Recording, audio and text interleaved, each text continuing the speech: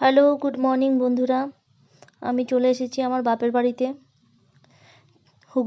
হুগলি ডিস্ট্রিক্টের ত্রিবেণীতে। আমার মা খুব অসুস্থ ছিল চেস্ট পেইনের জন্য। মাকে হসপিটালে ভর্তি করতে হয়েছিল, চুঁচুড়া মহকুমা হসপিটালে।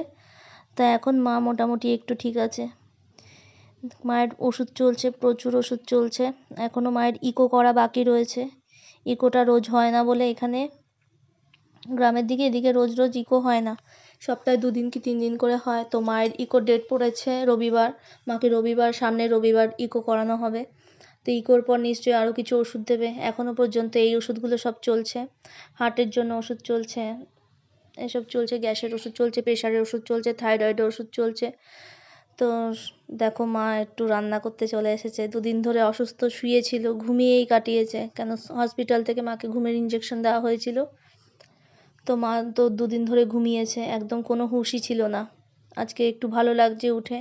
আমি রান্না করছিলাম, মা চলে এসছে, বলছে না সর আমি করে দিচ্ছি। মা আমাকে তো কোনোদিনও কিছু করতে দেয়নি, এখন করছি দেখে মায়ের কষ্ট হচ্ছে। আমি কেন কাজ করছি, আমি কেন রান্না করছি। আমাকে বিয়ের আগেও কোনোদিনও কিছু করতে দেয়নি, আর বিয়ের পরে এখানে আসলেও কিছু করতে দেয় না। দেখো মা তো এরকমই হয়। যাই হোক, মা এখন সুস্থ আছে, এটাই সবথেকে শান্তির ব্যাপার। তো তোমরা যারা দেখছো সবাই একটু প্রে করো আমার মায়ের জন্য, মা যেন আরও তাড়াতাড়ি সুস্থ হয়ে ওঠে। সবাইকে অসংখ্য ধন্যবাদ আমার ভিডিওটি দেখার জন্য। টাটা সবাইকে।